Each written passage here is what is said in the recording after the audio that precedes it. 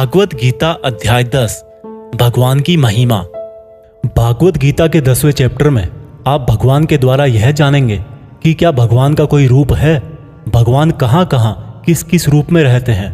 वैसे तो आपने बहुत बार सुना है कि भगवान ऐसे हैं, भगवान वैसे हैं, यहाँ है, वहाँ है, हर जगह है, पर इसको हम ज़रा बारीकी से जानेंगे और मैं आपको यह भी बताऊंगा कि क्या इंसान के लिए भगवान को पूरा जानना संभव है।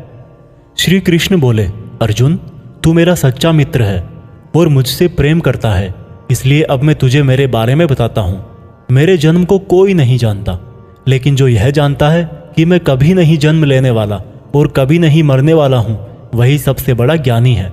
ज्ञान और मूर्खता, सत्य और झूठ, सुख और दुख, मन और बुद्धि, रचना और नाश, कीर्ति और अपमान सहित सभी भाव वास्तव में मैं ही तो हूँ। इस संसार में जहाँ जहाँ जिसकी भी पूजा होती है वह वास्तव में मैं ही हूँ। जो लोग मुझ में मन और प्राणों को अर्पण करते हैं, उनके ज्ञान के अंधकार को मैं ही ज्ञान के उजाले से रोशन करता हूँ। इस पर अर्जुन बोले कि हे कृष्ण, आपने जो अभी तक खुद के बारे में बताया है उन सब बातों को मैंने मान लिया है, लेकिन आपकी बातें मेरा और ज़्यादा मन मोह रही है।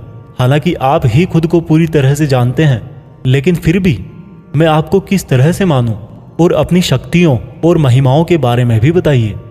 इस पर श्री कृष्ण बोले कि अर्जुन, वैसे तो मेरे विस्तार का कोई अंत नहीं है, लेकिन फिर भी मेरी जो भी जानकारी तेरे लिए जानना जरूरी है उससे मैं तुझे बताऊंगा। अर्जुन, सभी समय मुझसे ही बने हैं, भूत, वर्तमान और भविष्य भी मैं ही हूँ।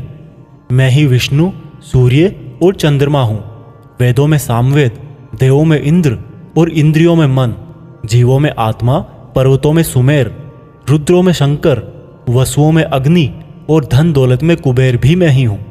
जल में समुद्र, ग्रहों में बृहस्पति, अड़े रहने वालों में पहाड़, देवर्षियों में नारद, पेड़ों में पीपल, हाथियों में एरावत, मनुष्यों में राजा, गायों में कामधेनु, सर्पों में सर्पराज, नागों में शेषनाग, राजाओं में यमराज, गणनाओं में गणित, पक्षियों में गरुड़, योद्धाओं में श्रीराम, समुद्र में मगरमच्छ, नदियों में गंगा, विद्याओं में ब्रह्म विद्या, विवादों का निर्णय, अक्षरों में ओम, कालों का महाकाल, मंत्रों में गायत्री, महीनों में मार्गशीर्ष, ऋतुओं में बसंत भी केवल मैं ही हूँ।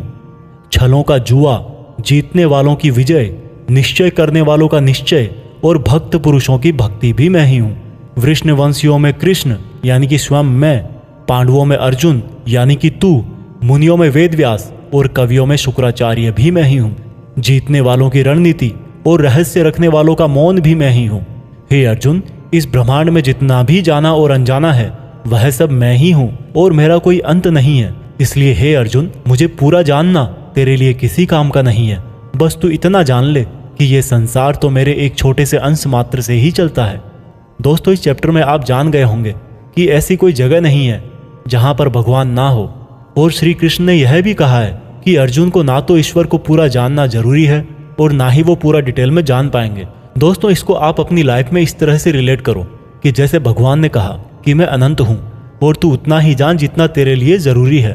ठीक उसी प्रकार से आपको भी अपनी लाइफ में उन चीज़ों में अपनी एनर्जी और टाइम वेस्ट नहीं करना चाहिए जिनको जानना आपके लिए ज़रूरी नहीं होता। सिर्फ आप इतना ध्यान रखें कि ऐसा कौन सा नॉलेज है जो आपको अपनी मंजिल तक पहुँचाएगा।